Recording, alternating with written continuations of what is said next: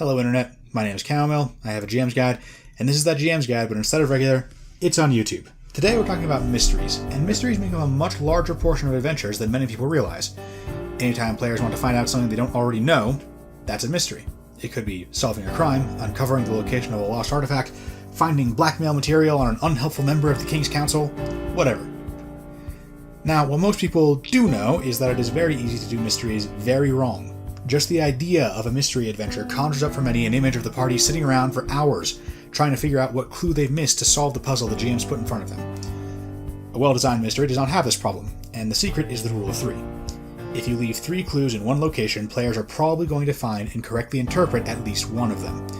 If you leave 3 clues all pointing to the same conclusion, players are probably going to find and correctly interpret at least one of them.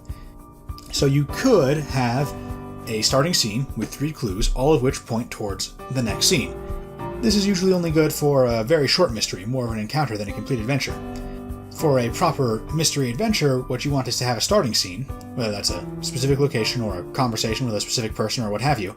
Now this scene has no clues leading to the ultimate conclusion, but it does have 3 clues, each one leading to a different one of 3 intermediary scenes. We'll call them Scene A, Scene B, and Scene C. These scenes can be visited in any order, and it's even possible to skip up to 2 of them, although due to the 3-clue rule, players will typically see all of them. Although, just because it happens more often than not doesn't mean it's going to happen a whole lot.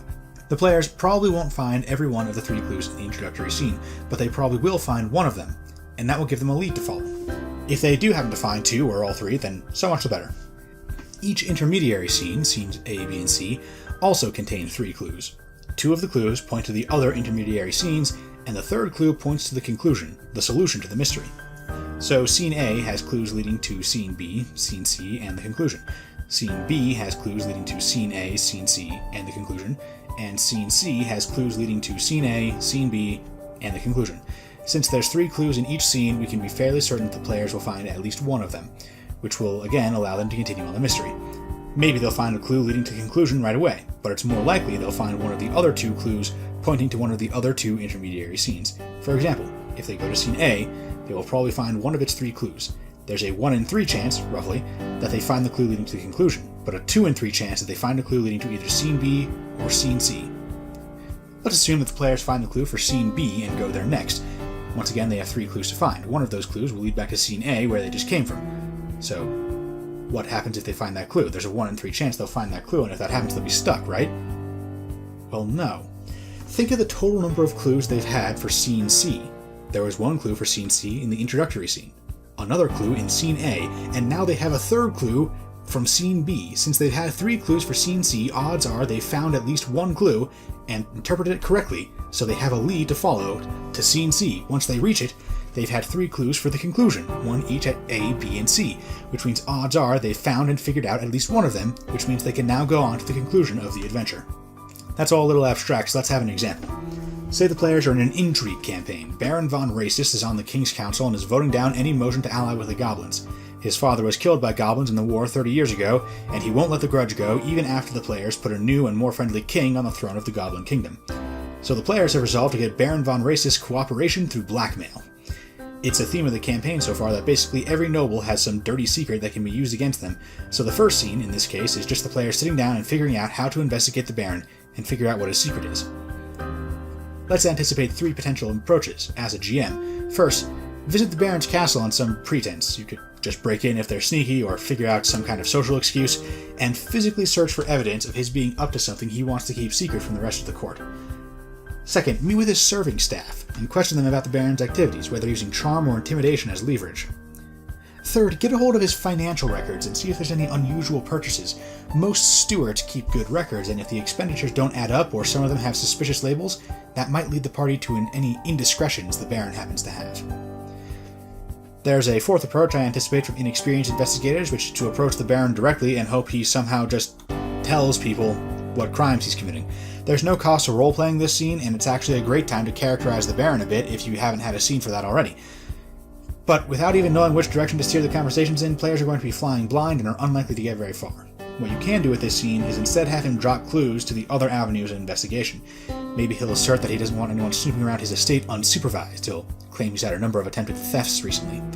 Maybe he'll say that his serving staff keeps spreading baseless rumors about everything under the sun and mention monetary troubles due to some expenses. Speaking with the Baron, then, serves as a backup introductory scene if the players can't come up with a more effective approach to investigate on their own. I expect the approach of snooping around his castle to come naturally to most players, but players frequently defy expectations, and not always in a good way.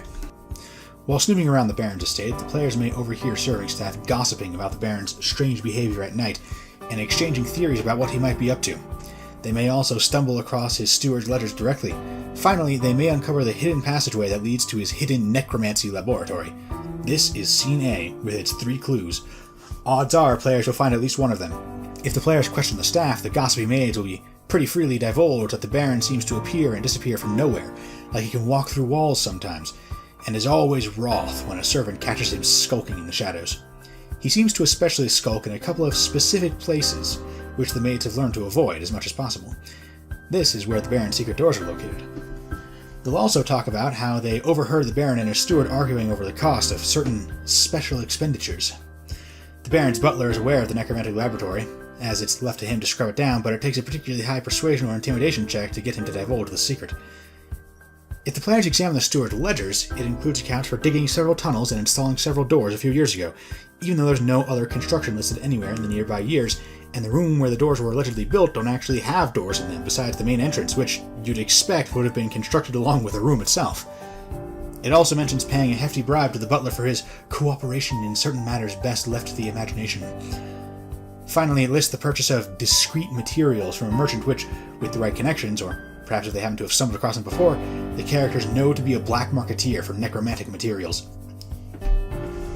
One way or another, the players learn that the Baron is practicing necromancy, which the Church would take issue with. Players could have several options here: blackmailing the Baron with this information as originally planned, or offering to bring information on a heretic to the Archbishop, another member of the King's Council, in exchange for a favor, that favor being voting with the players to ally with the goblins. Bonus points: Baron von Races is probably getting replaced in the Council after the Archbishop sicks the Inquisition on him, and the new Councilor might vote to ally with the goblins anyway, or even just abstain. That's all beyond the scope of this example, though. What matters here is that we have a complete mystery adventure. What happens if it doesn't go according to plan, though? What if the players miss all 3 clues? When this happens, you need to create a new scene with 3 clues pointing to your scenes A, B, and C for them to discover, preferably with some kind of cost for leaving the mystery unsolved. If it's a standard murder mystery, what happens is the killer strikes again, leaving a new set of clues, but also having killed someone. Maybe a contact or ally if the players is slain, or if it's specifically their job to catch the killer, the victim may not have been personally important, but now their boss is agitated with them for failure, and there's a new crime scene with new clues to follow. Once you're comfortable with the 3 clues method, you can start playing with a form, making more complex scene chains. You can add a 4th clue to a scene that leads to a red herring dead-end scene, which itself has no clues leading anywhere else. Since this is a 4th clue, its presence won't disrupt the rest of the scene chain. You can stack multiple layers of intermediary scenes, so for example, A1 has clues for scenes B1, C1, and A2. Scene A2 then has clues leading to B2, C2, and the conclusion. Scene B1 has clues for A1, C1, and B2, scene B2 has clues for A2, C2, and the conclusion, and so on. Just like dungeon crawls have nested dungeons, you can build nested mysteries. Each 5-scene mystery, or 8 scenes, you're going with the double-decker plan, with maybe an extra scene added as a red herring, or whatever. Each mystery can have 3 extra clues added to it, each one pointing to the introductory scene of one of 3 completely different mysteries. The conclusion of a mystery can be a good place to put these, and you can put 3 clues each pointing to a different mystery, all in the conclusion scene of your first mystery to keep things self-contained for the first adventure before unfolding. Much like dungeon crawls, there's a lot to do with mystery format once you're familiar with it. So, that is how you do mysteries without making your players hate you, and maybe also themselves. Next time we are going to be discussing Wilderness Journeys, when you want to go there and back again. I'll see you there.